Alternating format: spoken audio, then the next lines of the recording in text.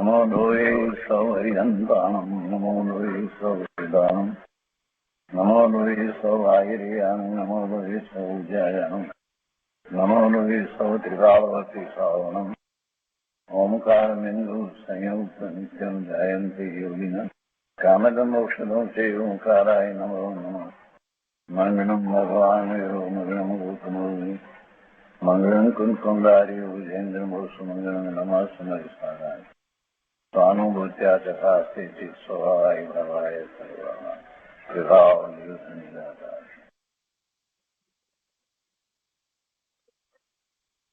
સ્વામી કાર્તિકેય અનુપ્રેક્ષા સુખચંદ્રાચાર્ય ભગવાનની ટીકા અને પંડિત જયચંદજી છાબડાના ટીકા અને ભાવાર્થ સહિત આપણે સ્વામી કાર્તિકેય અનુપ્રેક્ષાનો સ્વાધ્યાય કરી રહ્યા છીએ. એમાં પૂજ્ય ગુરુદેવ આપણને ઘણું અધ્યાત્મ સમજાવી રહ્યા છે. સ્વામી કાર્તિકેય અનુપ્રેક્ષાના સ્વાધ્યાયમાં લોક ભાવનાનું સ્વરૂપ ચાલે છે. એમાં ગાથા 221 ચાલે છે. 221મી ગાથા આપણે વાંચનમાં લીધી. તે પછી પૂજ્ય ગુરુદેવ કાંજી સ્વામી એની પર જે વિસ્તાર કર્યો એનો કેટલોક ભાગ કર્યો છે. આજે શેષ ભાગ લઈશું અને તે પછીથી આગળની ગાથાઓ લઈશું.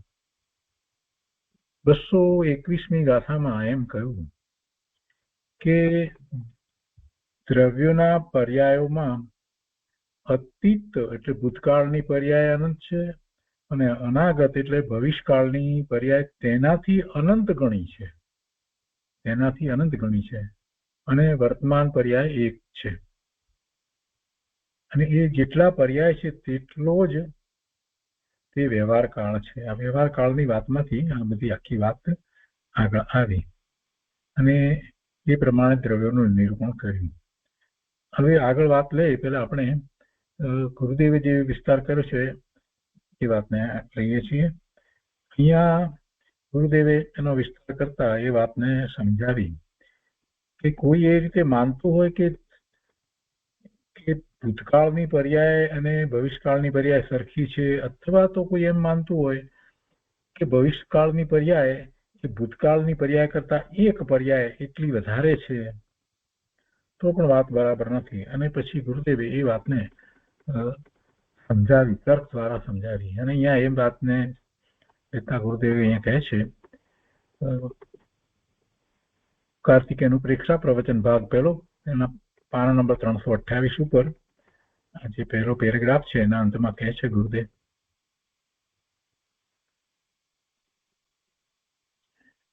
કે ગયા કાળની શરૂઆત નથી અને અંત છે, એટલે અનાદિ સ અંત, અંત સહિત છે. અનાદિ સ અંત, અનાદિ શાંત છે. અને ભવિષ્યકાળની પર્યાયનો વિચાર કરીએ તો એની શરૂઆત છે એટલે અનાદિ નથી પણ સાદી છે, એની આદિ છે, અને અંત નથી, અનંત છે. એટલે ભવિષ્યકાળની શરૂઆત છે પણ અંત નથી. તો માટે બંને સરખા છે એમ કોઈ કહે તો તેની વાત ખોટી છે. અનંત પર્યાયો ભવિષ્યમાંથી ભૂતકાળમાં જશે. એટલે કેમ કે ભૂતકાળની પર્યાયો જે છે તો એ પહેલા વર્તમાન હતી, એની પહેલા એ ભવિષ્ય હતી. એટલે અત્યારે વર્તમાનમાં આપણે વિચાર કરીએ તો જે એક પર્યાય એક સમયની વર્તમાન છે અને હવે થવાવાળી જે ભવિષ્યની પર્યાય છે એ ભવિષ્યની પર્યાય વર્તમાન થશે અને વર્તમાન પછી ભૂત થશે. એટલે ભવિષ્યમાંથી એક એક પર્યાય વર્તમાન થઈ અને ભૂત તરફ જઈ રહી છે. તો અનંત અનંત પર્યાયો ભવિષ્યમાંથી ભૂતકાળમાં જશે. છતાં પણ જ્યારે જુઓ ત્યારે ભૂતકાળ કરતા ભવિષ્યકાળ અનંત ગુણો જ રહેશે. એવું નહીં બને કે આ ભવિષ્યકાળની પર્યાય ઓછી થઈ જશે, ભૂતકાળની વધી જશે, એમ નહીં. એવું ક્યારેય બને જ નહીં. તો પછી ભવિષ્યકાળની પર્યાયો રહે જ નહીં. પણ એવું વસ્તુ સ્વરૂપ જ નથી. ગમે તેટલી પર્યાયો અનંતકાળની આપણે લઈએ તો એ બધી પર્યાય જો ભૂતકાળની છે તો એના કરતા અનંત ગણી ભવિષ્યકાળની પર્યાયો હંમેશા રહેશે, હંમેશા હોય જ છે. આવું જ વસ્તુ સ્વરૂપ છે. હવે આગળ કહે છે એના પછીના પેરેગ્રાફમાં કે પર્યાય કરતા દ્રવ્યનું સામર્થ્ય અનંત છે. શાંતિથી એક એક વાતને સમજવાની છે, જો જરાય ઉતાવળ કરવા જેવું અહીંયા નથી. પર્યાય કરતા દ્રવ્યનું સામર્થ્ય અનંત છે. દ્રવ્યનું સામર્થ્ય અનંત ઘણું જ હોય ને, કે દરેક પર્યાય જે છે એ દ્રવ્યની છે, અને દ્રવ્ય તો ત્રિકાળ રહે છે, ધ્રુવ વસ્તુ છે, અને એમાંથી એક એક પર્યાય એની થયા કરે છે. તો પર્યાય કરતા દ્રવ્યનું સામર્થ્ય અનંત છે. પર્યાય તો વિલીન થઈ જાય છે, દ્રવ્ય તો એવું ને એવું જ રહે છે. તો તેથી દ્રવ્યને આશ્રય જે સિદ્ધ દશા પ્રગટી તેનો કાળ સંસાર કરતા અનંત ગુણો છે. સંસાર એ શું છે? સંસાર એ પર્યાય છે. જીવના શુભાશુભ ભાવ રૂપ જે પર્યાયો એ એનો સંસાર છે. અને એવી સંસારની પર્યાય ક્યારથી થઈ રહી છે? તો કે છે કે એની કોઈ આદિ નથી, અનાદિથી એમ જ થઈ રહી છે, અનંતકાળથી એમ જ થઈ રહી છે. પણ દ્રવ્ય તો વર્તમાનમાં પણ શુદ્ધ જ છે. હવે જયારે એ દ્રવ્યનું લક્ષ્ય કરી અને સમ્યક દર્શન અને એના પછીથી આગળ વધી અને કેવળ જ્ઞાન પ્રગટ કરી અને તેથી પણ આગળ વધી અને છેવટે સિદ્ધ દશા પ્રગટે છે. તો હવે સિદ્ધ દશા તો પ્રગટી એટલે શરૂ થઈ, એટલે એની આદિ છે. પણ હવે એ સિદ્ધ દશા ક્યાં સુધી રહેશે? તો અનંત કાળ સુધી. સંસાર એ પર્યાય રૂપે જે હતો એના કરતા અનંત કાળ સુધી હવે સિદ્ધ પર્યાયો થયા જ કરશે. અને બીજી એક વાત સાથે એ લીધી કે જે સિદ્ધ દશા પ્રગટી એ દ્રવ્યને આશ્રય પ્રગટી, કે દ્રવ્યને આશ્રય જે સિદ્ધ દશા પ્રગટી તેનો કાળ સંસાર કરતા અનંત ગુણો છે. કોઈ પર્યાયને આશ્રય સિદ્ધ દશા પ્રગટી નથી. વર્તમાનપણે જોતા સિદ્ધમાં અનંતું સુખ છે, અને કાળ અપેક્ષાએ પણ સિદ્ધ દશાનો કાળ સંસાર કરતા અનંત ગુણો છે. વિકારના અનુભવમાં જેટલો કાળ વીત્યો, એટલે કે આ સંસાર પર્યાયમાં તો વિકાર જ હતો ને, બીજું શું હતું? આ જીવ વિકારી ભાવે, વિભાવ ભાવે, શુભાશુભ ભાવે રાગ દેશના પરિણામ કરતો થકો અનંત કાળથી દુઃખી થઈ રહ્યો છે. તો એ વિકારનો જ અનુભવ છે.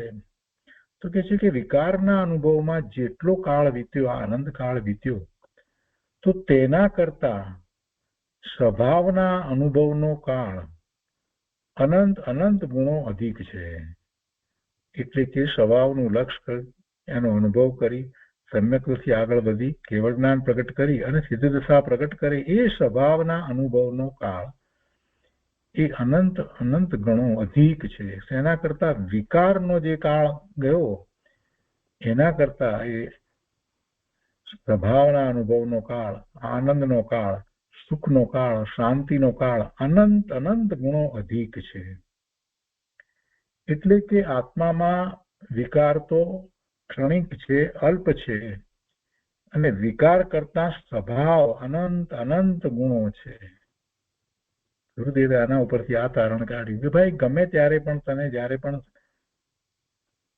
સમ્યક દર્શનથી આગળ વધી કેવળ જ્ઞાન અને સિદ્ધ દશા થવાની જ છે, તો એનો કાળ અનંત ગણો છે. જે તે દુઃખમાં કાળ વિતાવ્યો એના કરતા તો અનંત ગણો છે. એટલે કે એ વિકાર જે છે એ અનંત સિદ્ધ દશાનો આનંદ, સુખ, શાંતિનો જે કાળ છે એની અપેક્ષાએ જો એનો વિચાર કરીએ તો એ વિકાર તો ક્ષણિક છે, અલ્પ છે, અને એ વિકાર કરતા સ્વભાવ અનંત ગણો છે.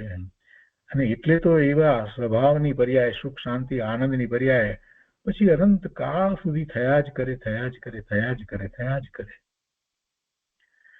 ગુરુદેવ કહે છે કે ભૂતકાળ કરતા અનંત ગુણી ભવિષ્યની પર્યાયો થવાનું સામર્થ્ય દ્રવ્યમાં ભર્યું છે, અને તે ભવિષ્યનો કદી અંત આવશે નહીં.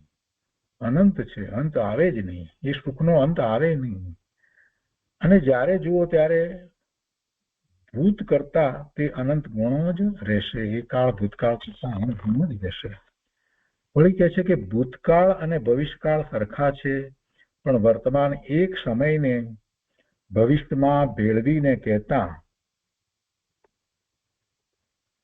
ભવિષ્યકાળ એક સમય અધિક છે એમ કોઈ મત કહે છે. કોઈ દર્શન એવું કહેતું હોય તો કે છે કે એ લોકો વસ્તુ સ્વરૂપને સમજ્યા નથી, એમને ભાન જ નથી, ખબર જ નથી કે એમ ન હોય, અને તર્ક દ્વારા એ વાતને સિદ્ધ કરી. ગુરુદેવ કહે છે કે જો ભવિષ્યકાળ એક સમય જ અધિક હોય ભૂતકાળ કરતા, તો પછી અનંત સમય વીતી જાય ત્યારે તો પછી ભવિષ્યકાળ ઓછો થઈ જાય અને ભૂતકાળ એના કરતા વધી જાય.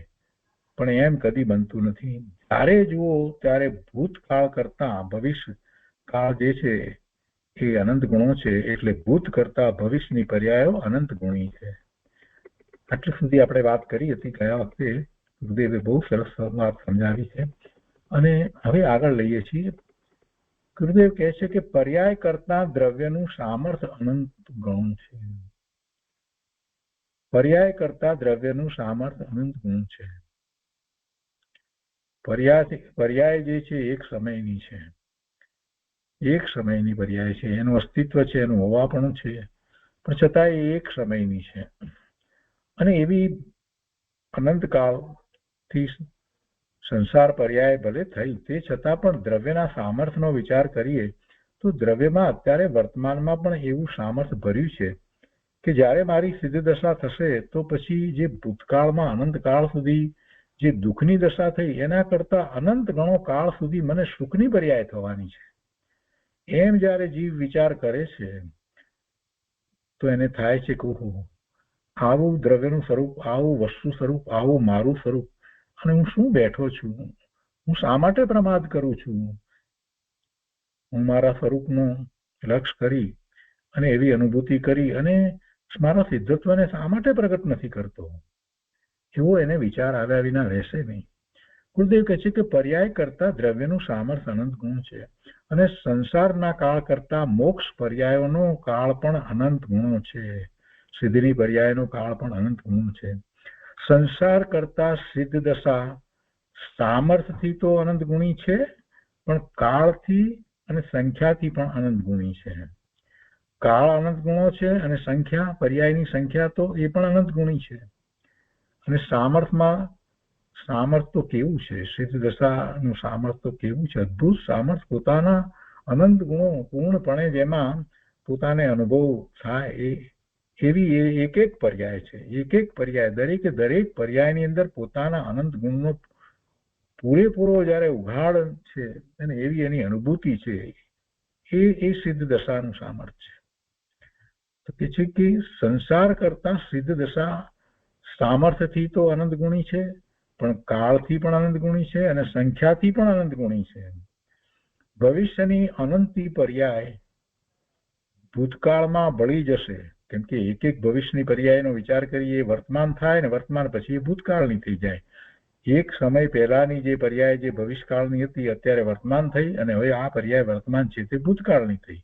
એમ ભવિષ્યની અનંતી પર્યાય ભૂતકાળમાં ભળી જશે, છતાં તે ભૂતકાળ કદી પણ ભવિષ્યકાળ કરતા વધી નહીં જાય. પર્યાય બુદ્ધિવાળા જીવને આ વાત સમજાય તેવી નથી. આ વાત જ સમજવાની છે. ભૂતકાળ, દુઃખનો કાળ, સંસાર પર્યાય આ બધું અનંત કાળથી છે, પણ છતાંય હજી જયારે વિચાર કરે કે ભવિષ્યકાળ કેવો છે, જો પોતાના સ્વરૂપનું લક્ષ્ય કરે છે અને સમ્યક્ત્વથી શરૂ કરી અને કેવળ જ્ઞાનનો એ પુરુષાર્થ કરે છે, સિદ્ધ દશાનો પુરુષાર્થ કરે છે, તો પછીનો કાળ તો અનંત કાળ સુખનો છે. સુખ અપેક્ષાએ અનંત સુખ છે અને એનો કાળ પણ અનંતો અને એની પર્યાયો પણ અનંત. ભૂતકાળમાં જે થયું એના કરતા બધું જ અનંતું છે. ગુરુદેવ એ વાત સમજાવે છે કે પણ આ વાત પર્યાય બુદ્ધિવાળા જીવને આ વાત સમજાય તેવી નથી.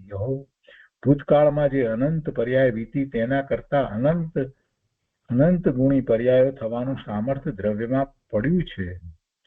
આમ સમજે તો દ્રવ્ય સ્વભાવ તરફ વલણ થઈ જાય, અને દ્રવ્ય સ્વભાવ તરફ જેનું વલણ થઈ જાય એને તો આત્માની અનુભૂતિ થાય, સમ્યક દર્શન થાય. ગુરુદેવ કહે છે કે અજ્ઞાની જીવો જગતના જીવોમાં સમાનતા કરવા માંગે છે, પણ ભાઈ જગતમાં પુણ્ય પાપની વિચિત્રતા છે અને તેના ફળમાં પણ વિચિત્રતા છે, તેમાં સમાનતા થાય નહીં. અને પછી 3 વાત કહે છે ગુરુદેવ. પહેલી વાત કે સિદ્ધ દશામાં બધા જીવો સરખા. જગતમાં એ પુણ્ય પાપ સહિત છે, સંસાર પર્યાયમાં છે તો અનેક પ્રકારે વિચિત્રતા છે, તો એના ફળમાં એટલી બધી વિચિત્રતા, જુદા જુદા પણ છે, એટલે સમાનતા થાય નહીં. એ પર્યાયમાં, સંસાર પર્યાયમાં ક્યારેય સમાનતા થાય નહીં. પણ સિદ્ધ દશામાં બધા જીવો સરખા. પર્યાય અપેક્ષાએ, જો દ્રવ્ય અપેક્ષાએ તો બધા જીવો ત્રણેય કાળે સરખા જ છે. દ્રવ્ય અપેક્ષાએ તો સંસાર પર્યાયો કે સિદ્ધ પર્યાયો, બધી પર્યાયો ગમે તે પર્યાય હોય, પણ દ્રવ્ય તો ત્રિકાળ બધા જીવોનું સરખું છે. પણ પર્યાય અપેક્ષાનો વિચાર કરીએ તો સંસાર પર્યાયની અંદર તો બધાને જુદું જુદું છે, બધી વિચિત્રતા છે, કોઈ પ્રકારે સમાનતા નથી. પણ સિદ્ધ દશામાં બધા જીવો, પર્યાય અપેક્ષાની વાત કરી અને ગુરુદેવ કહે છે કે સિદ્ધ દશામાં બધા જીવો સરખા. ત્યાં પવિત્રતાથી સરખાપણું છે, પવિત્ર પર્યાયો છે, પવિત્રતાથી સરખાપણું છે. બીજું, જુગલિયાના જીવોમાં આયુષ વગેરેમાં લગભગ સમાનતા છે, લગભગ આયુષ વગેરેમાં. ત્યાં પુણ્ય સામગ્રીની લગભગ સમાનતા છે, પણ અંદરના પરિણામમાં તો તેમને પણ ફેર હોય છે. કોઈ ક્ષાયિક સમ્યક દ્રષ્ટિ હોય, કોઈક મિથ્યા દ્રષ્ટિ હોય, એટલે અંદરના પરિણામમાં તો એમને ફેર છે. ત્રીજી વાત, નિગોદના જીવોમાં અનંતા જીવોને શરીર આદિની સમાનતા છે, કેમ કે એક શરીરમાં બધા રહ્યા છે, કોઈને પોતાનું શરીર નથી. એટલે આ જે સંસાર પર્યાયની અંદર જે સમાનતાની વાત જે છે ને, એ અહીંયા ગુરુદેવે આ રીતે લીધી. જુગલિયા માટેની થોડીક સમાનતા અને નિગોદના જીવોને શરીર આદિની સમાનતા, પણ એ સિવાય બીજી કોઈ સમાનતા નથી લીધી. પર્યાયની વાત ચાલે છે. ગુરુદેવ કહે છે કે આ સિવાય જગતના મનુષ્યો વગેરેમાં સમાનતા થઈ શકે નહીં, કેમ કે સંસારમાં બધા જીવોના પરિણામ એક સરખા હોતા નથી. દરેક જીવના પરિણામ ભિન્ન ભિન્ન છે અને તેનો સંયોગ પણ ભિન્ન ભિન્ન છે. દરેક જીવના પરિણામ ભિન્ન ભિન્ન છે અને એને પોતાના પુણ્ય પાપના ઉદય પ્રમાણે સંયોગ જે છે અને એના પછી વિયોગ થાય છે, એ બધું પણ જુદું જુદું છે. અહીં તો વસ્તુ સ્વરૂપની સૂક્ષ્મ વાત છે. ભૂતકાળ કરતા ભવિષ્યકાળની પર્યાયો અનંત ગુણી છે. અનંતકાળ પછી જે જીવ સિદ્ધ થશે તે જીવને પણ સંસાર કરતા સિદ્ધ દશા અનંત ગુણી છે. અભવ્ય જીવને પણ ભૂતકાળ કરતા ભવિષ્યકાળની સંસાર પર્યાયો અનંત ગુણી છે, કેમ કે એને તો સંસાર જ રહેવાનો છે, એટલે ભૂતકાળમાં સંસાર અને ભવિષ્યકાળમાં સંસાર. તો અભવ્ય જીવને પણ ભૂતકાળ કરતા ભવિષ્યકાળની સંસાર પર્યાયો અનંત ગુણી છે. દરેક પદાર્થને ભૂતકાળ કરતા ભવિષ્યકાળની પર્યાયો સંખ્યા અનંત ગુણી અધિક છે. ભવિષ્યકાળની પર્યાયોની સંખ્યા અનંત ગુણી બીજા બધા પદાર્થોને એમ જ કહેવાય છે. દ્રવ્યોની અપેક્ષાથી એ વાત એમ જ છે. તો એ રીતે આ 221મી ગાથા અહીંયા પૂરી થઈ. હવે થોડો વિષય બદલાય છે, ગહન વિષય છે અને ખૂબ શાંતિથી એને સમજવાનો છે. પૂજ્ય ગુરુદેવે ખૂબ વિસ્તાર કર્યો છે. તો 222મી ગાથા એના ઉપોદઘાતમાં એમ કહે છે કે હવે દ્રવ્યોના કારણ કાર્યભાવનું નિરૂપણ કરે છે. દ્રવ્યોનું નિરૂપણ કર્યું ને, અહીંયા 6 દ્રવ્યોની વાત કરી દીધી, કે એમાં જીવ દ્રવ્યની આ વાત કરી, પર્યાયની પણ એના કાળની પણ વાત કરી, અને હવે કહે છે કે હવે દ્રવ્યોના કારણ કાર્યભાવનું નિરૂપણ કરે છે. કારણ કાર્ય ભાવની વાત નિયમસારની અંદર કુંદાચાર્ય ભગવાને ખૂબ કરી છે. અહીંયા થોડીક કથાઓની અંદર જે વાત કહેવામાં આવી છે એ અદ્ભુત વાત છે. તો ગાથા 222 સંસ્કૃતમાં આ રીતે છે પૂર્વ પરિણામયુક્તમ કારણ ભાવેન વર્તતે દ્રવ્યમ ઉત્તર પરિણામયુક્તમ તત એવ કાર્યમ ભવેત નિયમાત. એનો અર્થ છે કે નિયમથી પૂર્વ પરિણામ સહિત દ્રવ્ય છે તે કારણરૂપ છે તથા ઉત્તર પરિણામ સહિત દ્રવ્ય છે તે કાર્યરૂપ છે. આપણે જાણીએ છીએ કે પરિણમન થાય છે અને એ પર્યાય જે થાય છે એના ઉત્પાદ અને વ્યય થાય છે, એના ષટકારકો એના પોતાના છે, આ બધું આપણે જાણીએ છીએ. પણ અહીંયા જે વાત કરી છે દ્રવ્ય જે છે એ છે તો એના પરિણામ થાય છે ને, તો એની પર્યાય થાય છે ને. તો એ દ્રવ્ય જે છે એનું કાર્ય એ શું? તો કે પર્યાય છે, બરાબર છે. પણ એ કયા દ્રવ્યની વાત લીધી છે? કેમ કે ત્રિકાળી વસ્તુનો વિચાર કરીએ તો ધ્રુવ છે, એ તો વસ્તુ તો ધ્રુવ છે, એને તો અપરિણામી કહેવામાં આવી છે અપેક્ષાથી. તો પરિણમન થાય છે વસ્તુનું અને પછી કાર્ય થાય છે, તો એ કેવી રીતે છે એ આખી વાત અહીંયા ગુરુદેવે સમજાવી છે. એટલે કારણ અને કાર્ય તો કે છે કે પૂર્વ પરિણામ સહિત દ્રવ્ય લેવાનું, એકલું દ્રવ્ય નહીં. દ્રવ્યની અત્યારે વર્તમાનમાં જે પર્યાય જે છે એ દ્રવ્ય એ પરિણમે છે અને નવી પર્યાય થાય છે, તો એ દ્રવ્ય નવી પર્યાય સહિતનું દ્રવ્ય બે થયા. વર્તમાનમાં જે એક કોઈ પણ દ્રવ્ય આપણે લઈએ તો એ દ્રવ્ય એની એક પર્યાય સહિત છે, અને પછી બીજા સમયે એ જ દ્રવ્ય છે પણ પર્યાય બીજી છે. તો એ બીજી પર્યાય સહિતનું દ્રવ્ય જે છે તો બીજી પર્યાય એટલે એને ઉત્તર પર્યાય કહેવામાં આવે અથવા તો ઉત્તર પરિણામ કહેવામાં આવે. અને પહેલા પર્યાય સહિત દ્રવ્ય હતું તો એ પહેલાની પર્યાયને પૂર્વ પરિણામ કહેવામાં આવે. એટલે પૂર્વ પરિણામ સહિત દ્રવ્ય જે છે તે કારણરૂપ છે તથા ઉત્તર પરિણામ સહિત દ્રવ્ય છે તે કાર્યરૂપ છે. પૂર્વ પરિણામ સહિત દ્રવ્ય છે, એક પર્યાય સહિત જે દ્રવ્ય છે તે કારણરૂપ છે, અને પછી બીજા સમયે ઉત્તર પરિણામ સહિત એ દ્રવ્ય છે તે કાર્યરૂપ છે. એમાં દ્રવ્ય તો ત્રિકાળ જેવું ને તેવું જ છે, છતાં પણ અહીંયા કોઈ પૂર્વની પર્યાય છે એ ઉત્તર પર્યાયનું કારણ નથી એ વાતને અહીંયા સ્પષ્ટ કરી દીધી. કેમ કે એકલી પર્યાય કાંઈ થતી નથી. દ્રવ્ય છે એની પર્યાય છે, જે પર પરિણામ છે, જે પર્યાય છે એ કોઈ દ્રવ્યના છે. માટી છે તો ઘડો થાય છે, કે માટી વિના એકલો ઘડો એવી પર્યાય હોતી નથી. માટી વિનાનો ઘડો હોતો નથી, એકલી પર્યાય એવી હોતી નથી. એટલે કોઈ પણ પર્યાયનો વિચાર કરીએ ત્યારે સાથે આપણે સમજી લેવાનું છે કે આ કોઈ દ્રવ્યની પર્યાય છે. જે પણ દ્રવ્યની પર્યાય લઈએ છીએ તો એ દ્રવ્ય તો ત્યાં રહ્યું છે ને, અને એ જ ઉપાદાન કારણ છે. હવે અહીંયા જરાક વધારે વાતને સ્પષ્ટ કરવી છે. એટલે આચાર્ય ભગવાન કહે છે કે પૂર્વ પરિણામ સહિત દ્રવ્ય છે તે કારણરૂપ છે તથા ઉત્તર પરિણામ સહિત દ્રવ્ય છે તે કાર્યરૂપ છે. અને એના પછી 222મી ગાથા પછી 223મી ગાથામાં આગળ કહે છે કે હવે વસ્તુના ત્રણેય કાળ વિશે કાર્ય કારણ ભાવો નિશ્ચય કરે છે. અને હવે એના પછી કારણ કાર્ય ભાવને આગળ વધારે કહે છે 223મી ગાથામાં. તો કહે છે કે કારણ કાર્ય વિશેષાઃ ત્રિષુ અપી કાલેષુ ભવંતી વસ્તુનામ એકૈકસ્મિન ચ સમયે પૂર્વોત્તર ભાવમ આસાદ્ય. અને એના અર્થમાં કહે છે કે પૂર્વ તથા ઉત્તર પરિણામને પ્રાપ્ત થઈને, પહેલાના પરિણામ તથા પછીના પરિણામ, પૂર્વ તથા ઉત્તર પરિણામને પ્રાપ્ત થઈને ત્રણેય કાળમાં એક સમયમાં વસ્તુના કારણ કાર્યના વિશેષ હોય છે, એટલે ભેદ હોય છે.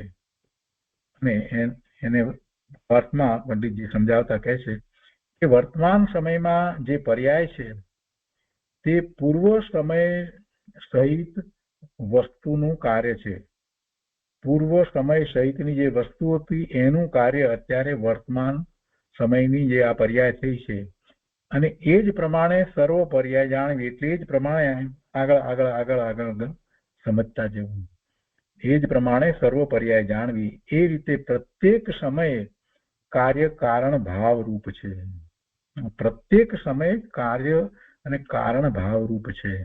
આ સમયે જે પર્યાય છે અને દ્રવ્ય જે છે એ કારણ છે. હવે બીજી પર્યાય થશે, એ પર્યાય સહિત જે દ્રવ્ય છે એ એનું કાર્ય છે. હવે એ બીજી થઈ, એના પછી ત્રીજી થશે, ત્યારે એ ત્રીજી પર્યાય સહિત દ્રવ્ય છે એ એનું કાર્ય થયું, અને ત્રીજી પર્યાય સહિત જે દ્રવ્ય જે છે એ કારણ થયું, તો ચોથી પર્યાય સહિત દ્રવ્ય જે છે એ એનું કાર્ય થશે. એમ આગળ આગળ આગળ આગળ રહેવાનું, એમ કે છે. એ રીતે પ્રત્યેક સમયે કાર્ય કારણ ભાવ રૂપ છે.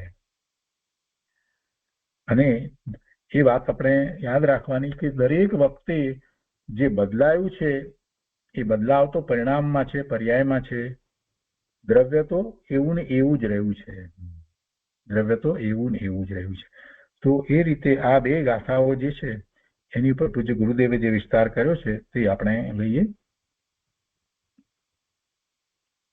ગાથા 222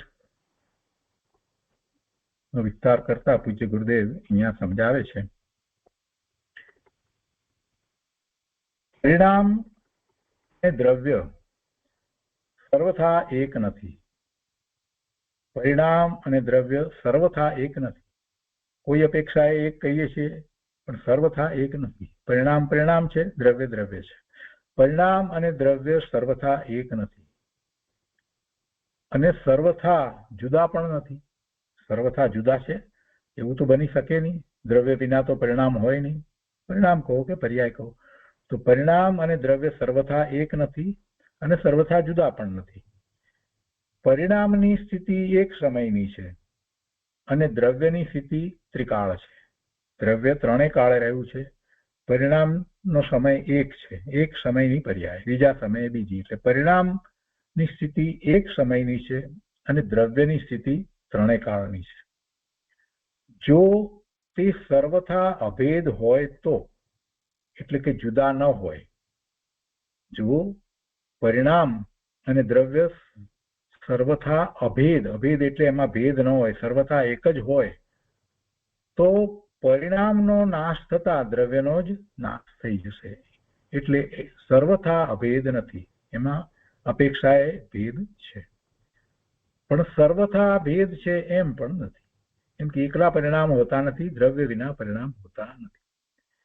અને સર્વથા અભેદ માનવામાં આવે તો પરિણામ તો એક સમયના છે, તો એક સમયમાં પરિણામનો નાશ થતા દ્રવ્ય પણ નાશ પામે, પણ એમ વસ્તુ સ્વરૂપ નથી.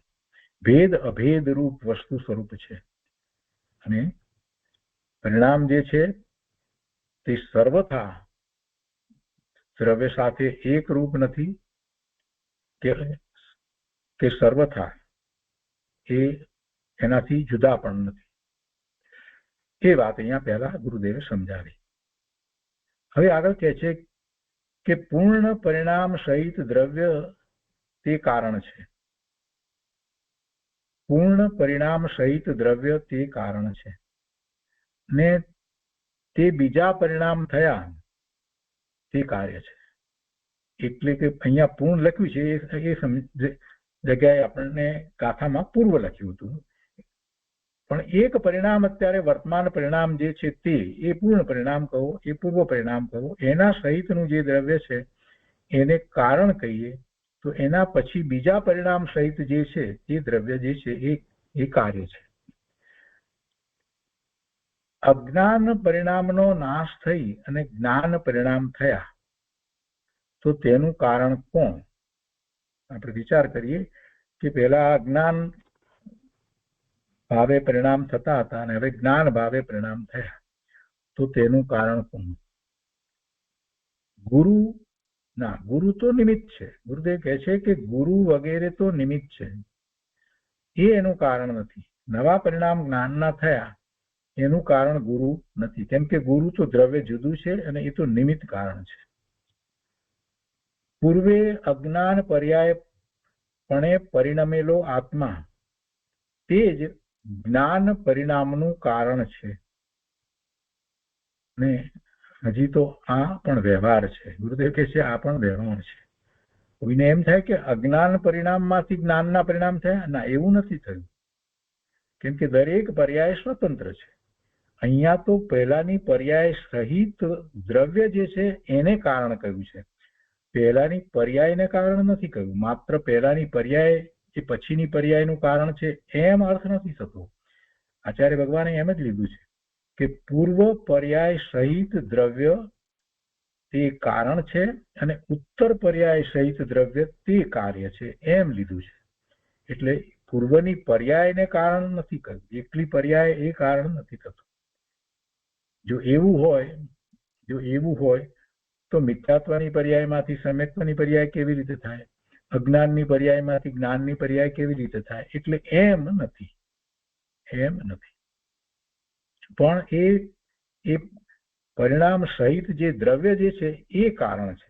પૂર્વે અજ્ઞાન પર્યાય પણ પરિણમેલો આત્મા, એ આત્મા અહીંયા લેવાનો છે. એ આત્મા તે જ જ્ઞાન પરિણામનું કારણ છે. ગુરુદેવ કહે છે હજી આ પણ વ્યવહાર છે. પૂર્વ પરિણામને ઉત્તર પરિણામનું કારણ કેવું તે પણ વ્યવહાર છે. એ તો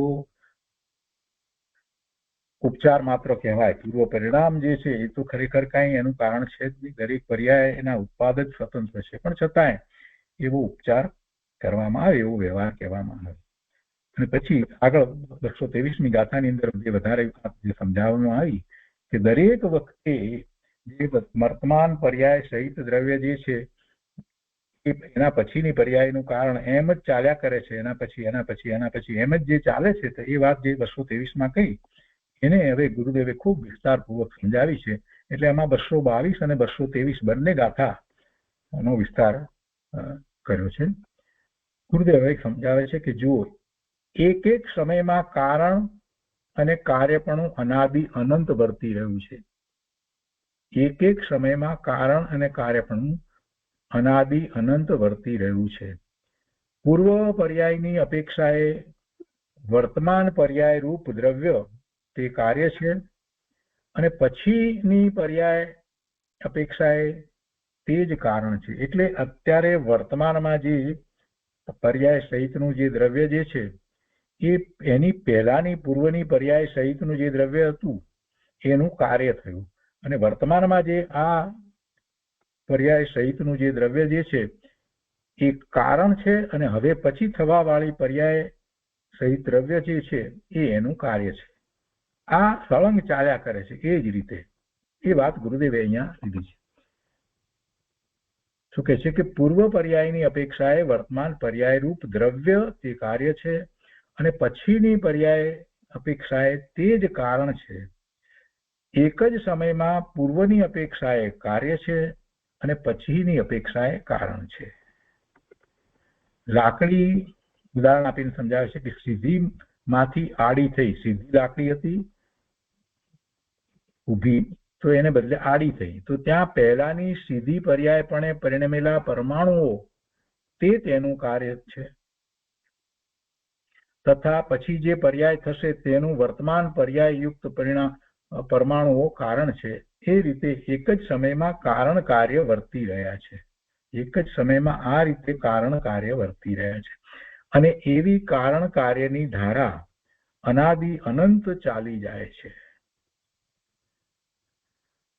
મિથ્યા દર્શન રૂપે પરિણમેલો જીવ બીજા સમયે સમ્યક દર્શનપણે પરિણમ્યો, ત્યાં પૂર્વ પર્યાયપણે પરિણમેલો જીવ તે બીજી પર્યાયનું કારણ છે, પણ તેમાં મિથ્યાત્વ પરિણામનો અભાવ થઈ અને સમ્યક્ત્વ પરિણામ થયા છે.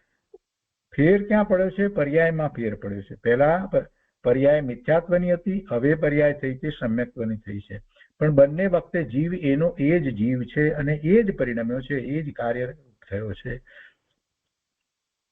તેથી તેને કારણ કહેવું તે વ્યવહાર છે. કેમ કે મિથ્યાત્વ પરિણામનો અભાવ થઈ સમ્યક્ત્વ પરિણામ થયા છે, તેથી તેને કારણ કહેવું તે વ્યવહાર છે.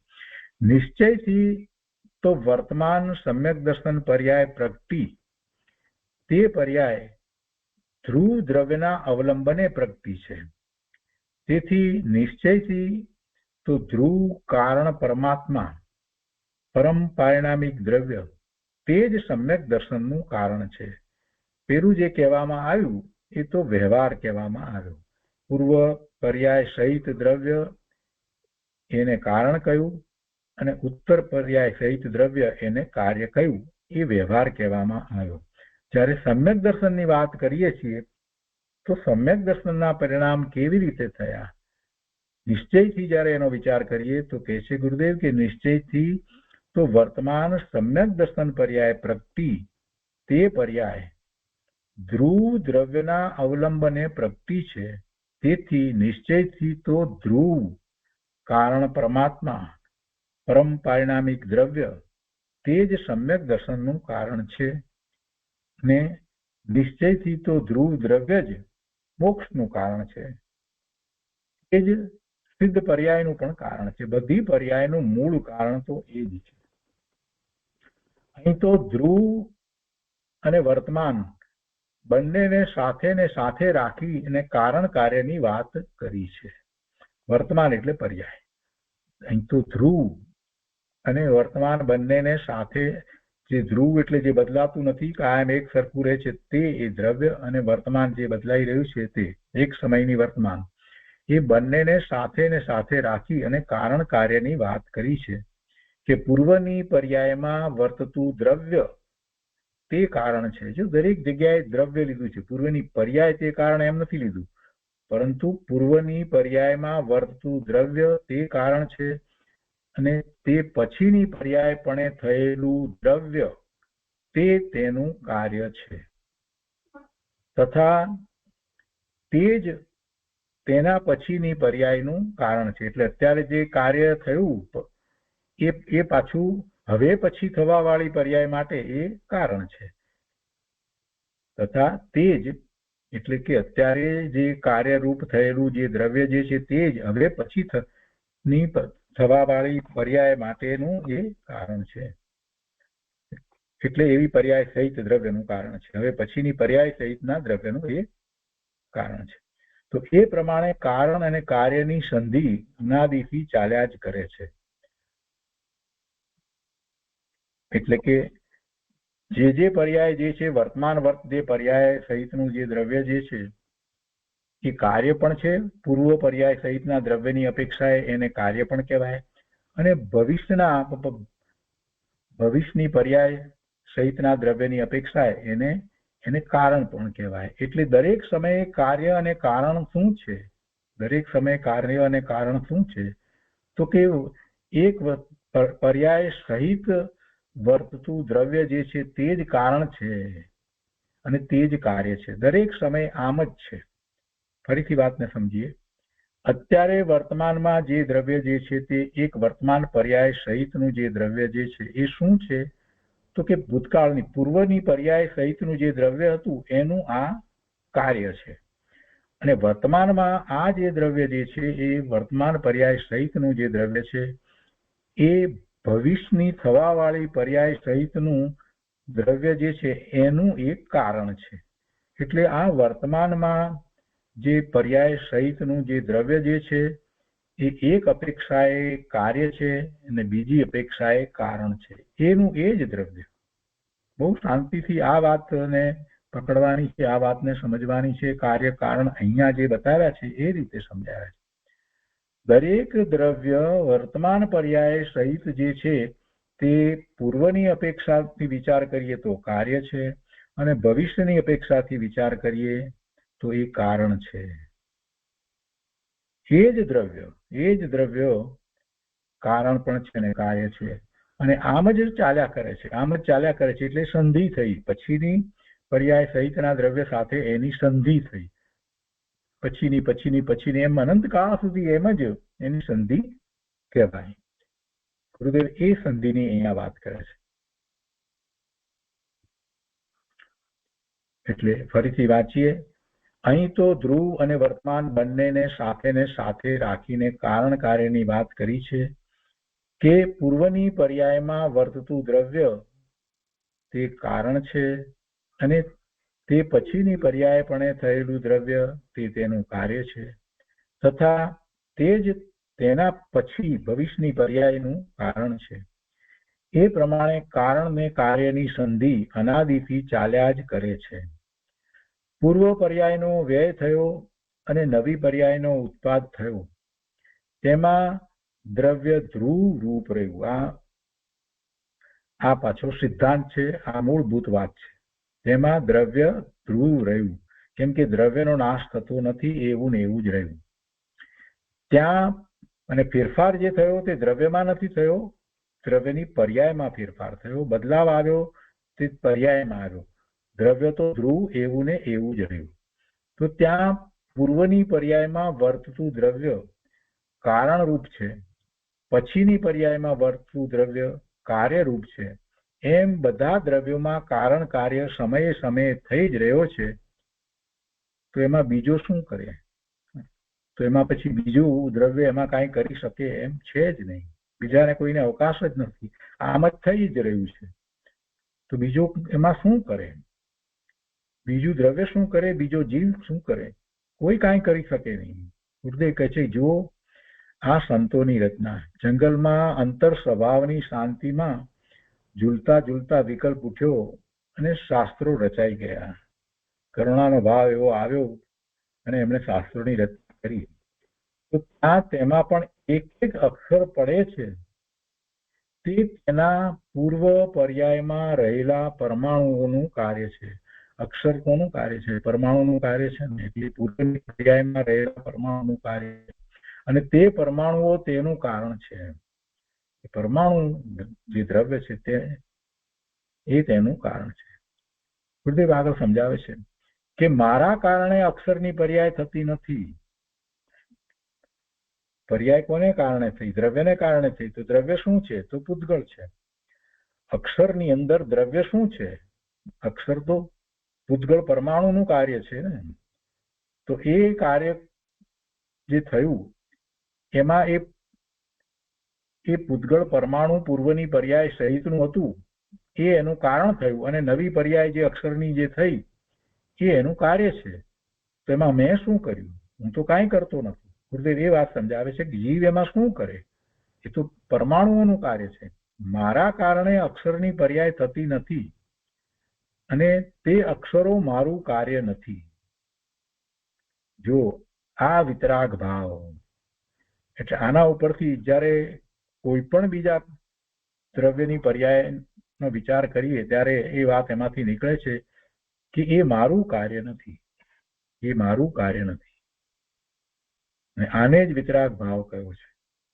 જગતના દરેક પદાર્થમાં એક એક સમયે તેના સ્વભાવથી જ કારણ કાર્યરૂપ પરિણમન થઈ રહ્યું છે. એ પરિણમન થઈ જ રહ્યું છે, એમાં કઈ બીજી વાત છે જ નહીં. તો પછી એમાં બીજો શું કરે? નિમિત્ત રૂપ વસ્તુના કારણ કાર્ય નિમિત્તમાં છે. હવે કોઈ એ વખતે એમ કે પણ નિમિત્ત તો છે ને, તો બરાબર છે, પણ નિમિત્ત તો બીજું દ્રવ્ય છે અને એ બીજું દ્રવ્ય પણ પોતે પણ એ કારણ કાર્ય રૂપે પોતે પણ પરિણમી રહ્યું જ છે. એટલે એની ઉપર તો નિમિત્તનો આરોપ કરવામાં આવ્યો. એ કઈ આ બીજા દ્રવ્યના પરિણામ કરે કે ત્રીજા દ્રવ્યના પરિણામ કરે એવું તો વસ્તુનું સ્વરૂપ નથી. એ નિમિત્ત રૂપ વસ્તુના કારણ કાર્ય નિમિત્તમાં છે. એ જેને આપણે નિમિત્ત કહીએ છીએ એ બીજું દ્રવ્ય, એનામાં પણ કારણ કાર્ય રૂપે પરિણમન જે થઈ રહ્યું છે એ બધું એની અંદર છે. નિમિત્ત રૂપ વસ્તુના કારણ કાર્ય નિમિત્તમાં છે અને ઉપાદાનના કારણ કાર્ય ઉપાદાનમાં છે. આમાં મહાસિદ્ધાંત છે. અને આ સિદ્ધાંતનો જ્યારે વિચાર કરીએ છીએ તો પછી બધી વાતના સમાધાનો પ્રાપ્ત થઈ જાય છે. અને એની વાત ગુરુદેવ હવે સમજાવે છે કે જુઓ, આ વાત સમજાઈ જાય છે તો પછી હું પરજીવની દયા પાળીને તેને બચાવી દઉં એમ જે માને છે તેને વસ્તુના કારણ કાર્યને જાણ્યા નથી. એના કારણ કાર્ય વસ્તુના વસ્તુમાં રહ્યા. એ જીવ, એનું કારણ અને કાર્ય એ જીવને વિશે રહ્યું. એ દ્રવ્ય જીવ દ્રવ્ય અને એની પર્યાય જે થાય છે તે થવાની છે, તે થયા કરે છે. એના કારણ કાર્ય આપણે જે રીતે સમજ્યા તે પ્રમાણે એનું ચાલી રહ્યું છે. એમાં હું એને બચાવી દઉં, એની પર્યાય એવી બચવાની પર્યાયને હું કરું, એ કેવી રીતે થાય? હું પરજીવની દયા પાળીને તેને બચાવી દઉં એમ જે માને છે તેણે વસ્તુના કારણ કાર્યને જાણ્યા નથી. ગુરુદેવ કહે છે કે ભાઈ, પરજીવની પર્યાય તેના કારણ કાર્યથી થાય છે. તેનો પૂર્વ સમયનો ભાવ તે કારણરૂપ છે અને એનો તે પછીનો ભાવ એ કાર્યરૂપ છે. આ વાત તો આપણે બરાબર અહીંયા પકડી, એ વાતને તો સમજ્યા. તો તેમાં મારું કાર્ય કારણ પણ નથી એમ આપણે વિચારવાનું છે. એમાં ગુરુદેવ કહે છે કે તારું કાર્ય કારણ પણ નથી. એની અંદર તારું શું છે? તારું કાંઈ નથી. નકામાના વિકલ્પ નહીં કર પ્રભુ, અભિમાન છોડ. તેમાં તારું કારણ કાર્ય પણ નથી. તારા કારણ કાર્ય તારામાં અને પરના કારણ કાર્ય પરમાં. પદાર્થોમાં પૂર્વ સમયવર્તી તે કારણ, એટલે પૂર્વ સમયની જે પર્યાય સહિત જે પદાર્થ જે છે, એ દ્રવ્ય જે છે એ કારણ, અને ઉત્તર સમયવર્તી તે કાર્ય એટલે પછીની પર્યાય સહિતનું દ્રવ્ય તે કાર્ય. આવી કારણ કાર્યની અતૃપ્ત શૃંખલા ચાલ્યા કરે છે, એમ જ ચાલ્યા કરે છે. તો પદાર્થ સામાન્ય વિશેષ સ્વરૂપ જ છે. સામાન્ય શું છે? જે દ્રવ્ય છે તે સામાન્ય અને વિશેષ છે તે પર્યાય છે. એટલે પદાર્થ સામાન્ય વિશેષ સ્વરૂપ જ છે. તેમાં કોઈ કોઈના કારણે નહીં. સામાન્યને લીધે તેનું વિશેષ છે એમ કહો. બીજી વાત પાછી આગળ સમજાવે છે કે સામાન્યને લીધે તેનું વિશેષ છે એમ કહો તો વિશેષ ધર્મની હાનિ થાય છે. કેમ કે વિશેષ ધર્મ એટલે પર્યાય ધર્મ પણ છે, અને બંને ધર્મો, સામાન્ય એટલે દ્રવ્ય સામાન્ય અને વિશેષ એટલે પર્યાય, એ બંને ધર્મો છે. તો એ બંને ધર્મો નિરપેક્ષ છે. નિરપેક્ષતાના સ્વીકાર પૂર્વક એકબીજાને અપેક્ષા લગાડાય કે આ વિશેષ કોનું. બસ નિરપેક્ષતા તો સ્વીકારવાની. દ્રવ્ય નિરપેક્ષ, એની પર્યાય પણ નિરપેક્ષ. કેમ કે જો નિરપેક્ષ પણ ન માનવામાં આવે તો દરેક દ્રવ્યની પર્યાય એક જ સરખી થઈ જાય. એવું નથી બનતું. જુદી જુદી પર્યાયો જુદી જુદી થાય ને પર્યાય એ એક સમયનું સત છે, એ શાશ્વત છે પણ નહીં. એટલે પર્યાય જે છે એને પણ નિરપેક્ષ ધર્મ માનવામાં આવ્યો. દ્રવ્ય છે એને પણ નિરપેક્ષ ધર્મ માનવામાં આવ્યો. જેને અપેક્ષા નથી તે નિરપેક્ષ. બંને ધર્મો છે, બંને ધર્મો નિરપેક્ષ છે. અને નિરપેક્ષતાના સ્વીકાર પૂર્વક એકબીજાની અપેક્ષા લગાડાય કે આ વિશેષ કોનું છે, એટલે આ પર્યાય કોની છે. તો કે આ દ્રવ્યની પર્યાય છે. આ સોનાની બંગડી છે એ વિશેષ છે, એ પર્યાય છે તે કોની છે? તો કે સોનાની છે. સોનું એનું દ્રવ્ય છે. પણ છતાંય પર્યાય ધર્મ જે છે બંને નિરપેક્ષ. કેમ કે પર્યાય જે છે તે બંગડીની પર્યાય છે અને સોનું છે તે દ્રવ્ય જે છે. તો એ બંને નિરપેક્ષ છે. અને નિરપેક્ષ એ રીતે છે કે એ પર્યાય જે બંગડી રૂપે થઈ, જો એ એમ જ હોય કે સોનાની એમ લેવામાં આવે તો પછી બંગડી જ થાય. સોનામાંથી બીજું કાંઈ થઈ શકે જ નહીં. સોનાની પર્યાય બંગડી રૂપે જ થયા કરે, પણ એમ નથી થતું. સોનામાંથી તો બંગડી રૂપે પર્યાય થવાની હોય ત્યારે બંગડી રૂપે થાય, અને સોનામાંથી હાર રૂપે પર્યાય થવાની હોય ત્યારે હાર રૂપે થાય, વીંટી રૂપે થવાની હોય ત્યારે વીંટી રૂપે થાય. એટલે બધી પર્યાયો જે છે નિરપેક્ષ છે. મૂળ દ્રવ્ય સામાન્ય અને આ જે પર્યાય ધર્મ જે છે જેને વિશેષ કહેવામાં આવે છે, તો એ બંને ધર્મો નિરપેક્ષ છે. પહેલા તો એ વાતને સમજવી પડે ને, ત્યારે એ સમજ્યા વિના કઈ સમજાય એવું નથી પ્રભુ. આ વાત બહુ મહત્વની છે, સિદ્ધાંતની વાત છે નિરપેક્ષપણું. હવે આ બીજી વાત લીધી કે સામાન્યને લીધે એનું વિશેષ છે. સામાન્ય એટલે દ્રવ્ય સામાન્ય, અને તેને લીધે તેનું વિશેષ છે એમ કહો તો વિશેષ ધર્મની હાનિ થાય છે. વિશેષ ધર્મની હાનિ થઈ જાય. તો શું કહેવું? તો કે બંને ધર્મો નિરપેક્ષ છે. નિરપેક્ષતાના સ્વીકાર પૂર્વક એકબીજાની અપેક્ષા લગાડાય. નિરપેક્ષતાનો સ્વીકાર રાખી અને પછી એકબીજાની અપેક્ષા લગાડાય તો એમાં તો પછી ફક્ત એટલી જ વાત થાય કે આ વિશેષ છે તે કોનું છે, બસ. તો આ વિશેષ આનું છે એમ થાય કે આ જે સામાન્ય છે તેનું આ વિશેષ છે. તો એક જ વસ્તુમાં સામાન્યપણું અને વિશેષપણું એક સાથે રહેલું છે. આ સૂક્ષ્મ સિદ્ધાંતોની વાત જે સમજાવવામાં આવી છે એને ખૂબ વિચાર કરી અને યાદ રાખવાની છે. અને એને યાદ રાખવાથી કેટલા બધા સમાધાનો થઈ જશે, પ્રશ્નો ઉપસ્થિત નહીં થાય. પોતાના વિશે, જગતના વિશે, જગતના પરિણમન વિશે, પોતાના પરિણમન વિશે બધી શાંતિ થઈ જાય છે. ગુરુદેવ અહીંયા આગળ સમજાવે છે કે વસ્તુની પર્યાય પોતાથી થાય છે અને પરથી તે નિરપેક્ષ છે, બીજાને કારણે એની પર્યાય થતી નથી. એવી જ રીતે દ્રવ્યનું અસ્તિત્વ જે છે એ પણ એનાથી પોતાથી એનું અસ્તિત્વ રહ્યું છે, એ પણ નિરપેક્ષ છે, એને પણ પરની અપેક્ષા નથી. વસ્તુની પર્યાય પોતાથી થાય છે, પરથી તે નિરપેક્ષ છે અને એ પર્યાય એની પોતાની છે, એના સત્કારકો એના પોતાના છે. એ બધી વાત ઉત્પત્તિ અપેક્ષાએ આપણે સારી રીતે જાણીએ છીએ. એટલે બંને ધર્મો નિરપેક્ષ છે. પર્યાય થાય છે એ પણ કોઈ પરને કારણે થતી નથી.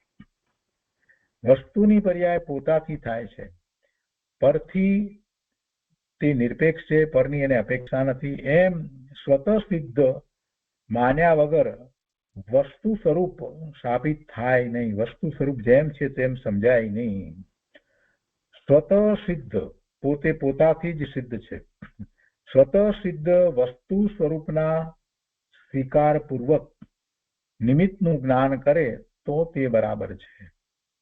વસ્તુનું જેવું સ્વરૂપ છે એવું જ સિદ્ધ થાય છે અને એવા વસ્તુ સ્વરૂપને સ્વીકારે અને પછી બીજી વસ્તુ જે છે એ નિમિત્ત છે તો એ પણ પોતે સ્વતંત્ર છે, એ પણ સ્વતઃસિદ્ધ છે. દરેકે દરેક વસ્તુ પોતે પોતાથી જ સાબિત થાય છે, સિદ્ધ થાય છે.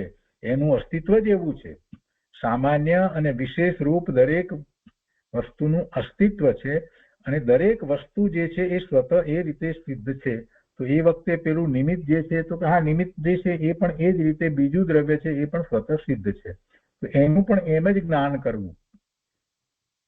નિમિત્ત કાંઈ જુદી વસ્તુ નથી. સ્વતઃ સિદ્ધ વસ્તુ સ્વરૂપના સ્વીકાર પૂર્વક નિમિત્તનું જ્ઞાન કરે તો તે બરાબર છે.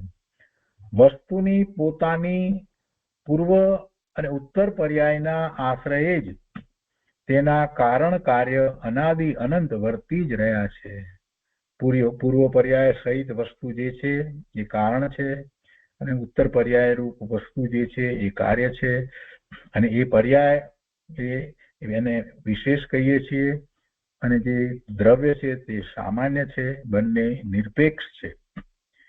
કોઈને પરની અપેક્ષા નથી, કોઈને પરની અપેક્ષા નથી. પણ જ્યારે એમ પૂછીએ કે આ જે વિશેષ છે એ કોનું છે તો આપણે એમ કહીએ છીએ કે આ દ્રવ્યનું એ વિશેષ છે. તો આ બધી વાત આપણે સિદ્ધાંતોની વાતને સમજ્યા. હવે એમાં જ આગળ વધારે વિસ્તાર કર્યો છે ગુરુદેવે બીજા દિવસના પ્રવચનની અંદર અને એમાં થોડી વધારે વાત આવી છે. આ જ વાત લીધી છે પણ વધારે સ્પષ્ટતાઓ વધારે કરી છે. એ બધી જ વાત આ જ ગાથા ઉપરની તો એ આપણે આવતા સ્વાધ્યાયમાં લઈશું. અને આજનો સ્વાધ્યાય આપણે જે કર્યો છે એ ફરીથી વાંચી જવા માટે ખાસ અનુમોદના છે.